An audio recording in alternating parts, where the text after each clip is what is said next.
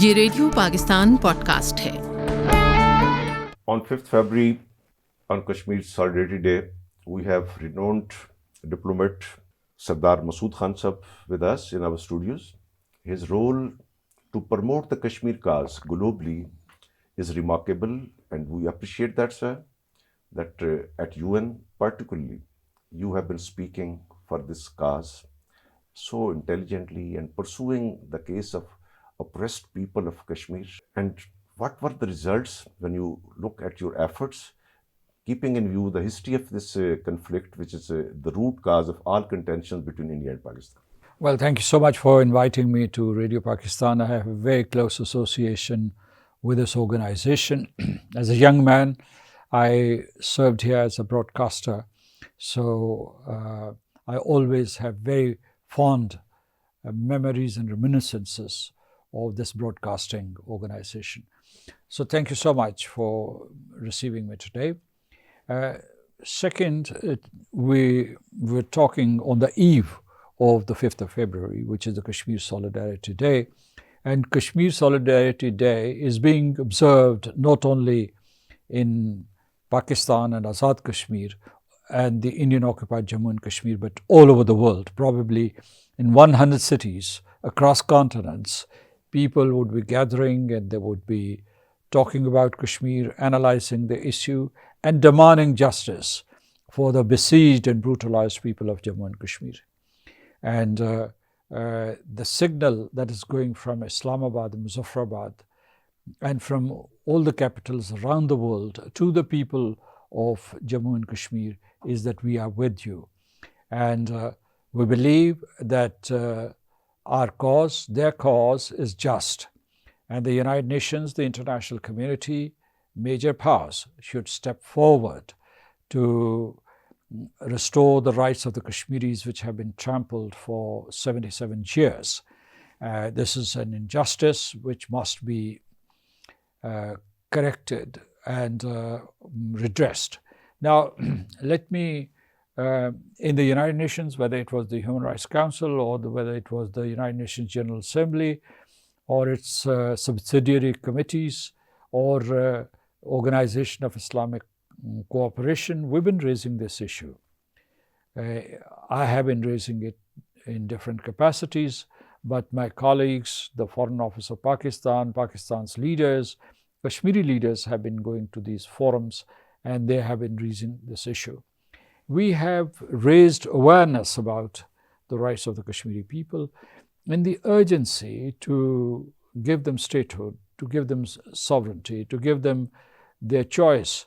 And their choice, I believe, was to align with Pakistan. Right from 1947, that they believed in accession to Pakistan. And this was a provision which was given by the Independence Act of 1947 also. So I think that the United Nations Security Council, starting in 1948 till 1958, passed a dozen resolutions, and those resolutions, directly and indirectly, recognized the right to self-determination of the people of Jammu and Kashmir. That right should be given to the oppressed people of Kashmir. And India has been very stubborn. It has oppressed our people there and it has denied them their basic rights. And since 2019, it has tried to erase their special identity, their rights altogether, and now they have foisted a puppet regime on them. So I think it's high time that we accelerate our movement for the freedom of the people of Jammu and Kashmir. Sardar Masood Khan Sahab, human rights violations are unprecedented. More than 500,000 people have been martyred and there are thousands missing and the families have suffered, the children have suffered. And this wound is not only the people of Kashmir are having it. This wound is Pakistan's wound. And as Pakistanis, we are brethren and we want Kashmir, the part of Pakistan, according to the aspirations of Kashmiri people. Do you think these human rights violations, which are being committed continuously for the last more than 7 decades, they can be stopped through deliberations, through negotiations, through any kind of backdoor diplomacy? Diplomacy is our chosen path. The international community in India has to hear what the Kashmiris are saying. They're saying that they have some inalienable rights to freedom, to liberty, to make their own choice for statehood, and that voice must be heard. And what they're saying is that we need a democratic method to do that, a plebiscite, a referendum, under the auspices of the United Nations, so that there is no external interference. So all forms of diplomacy must be used. The United Nations is ready for a plebiscite. It has been ready for the past 7 decades, more than 7 decades. Pakistan is ready. Kashmiris are ready. Only India is obstructing the holding of a plebiscite. So I think that diplomacy is the ultimate solution. This is a legitimate demand of the people of Jammu and Kashmir. And I think that we've learned this lesson, that confrontation, violence, military channels are not the right choices. The right choice is diplomacy.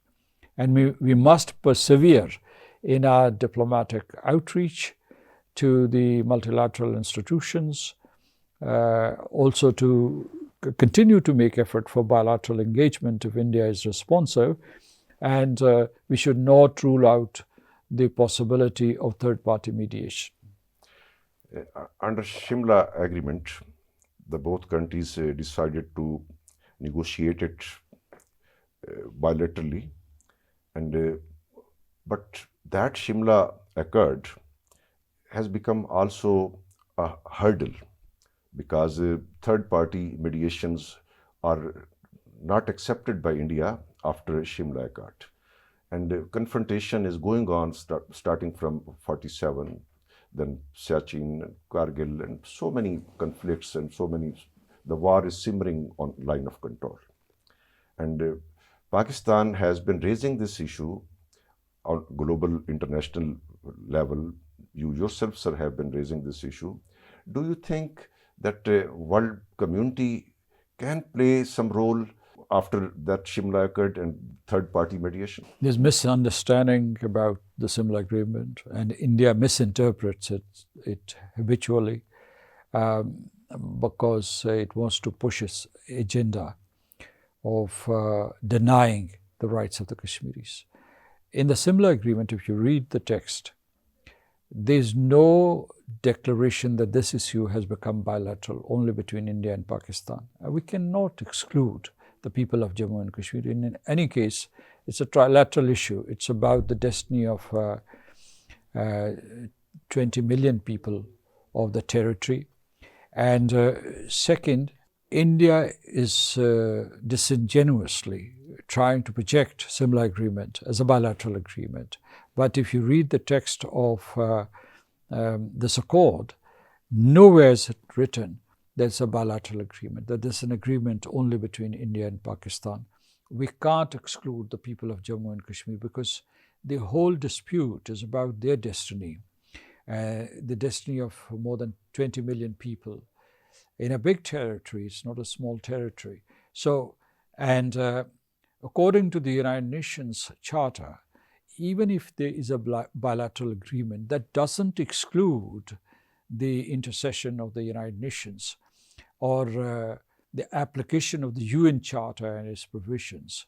So this is not an honest argument. It has, Shimla Agreement has not been a handicap to the solution or the resolution of the Jammu and Kashmir dispute. Let me give you this stark fact that if Shimla Agreement wanted to explore bilateral solutions, why haven't we held an agreement, a discussion or negotiations on the basis of Shimla Agreement? has India ever agreed to hold bilateral negotiations on the basis of similar agreement? It is just It hasn't. India's stubbornness. They do not want to follow any international law. They do not follow their own constitution. They amended the constitution. They withdrew the special status of Kashmir.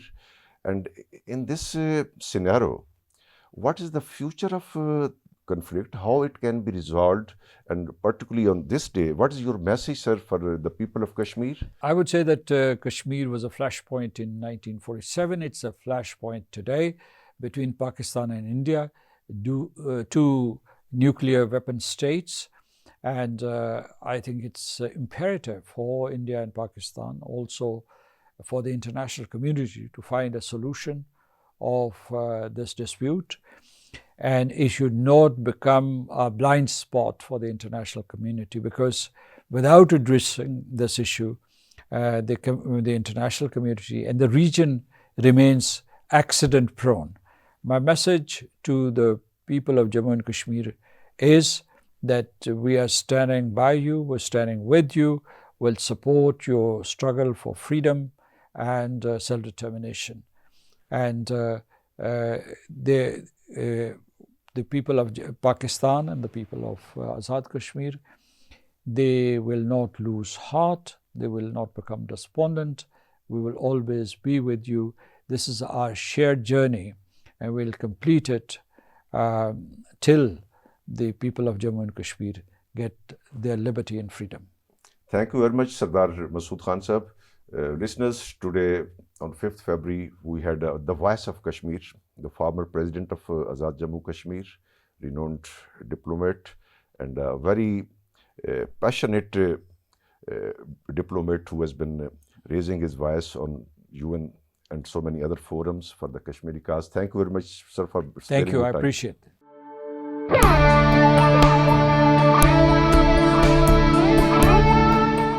ये radio Pakistan podcast है।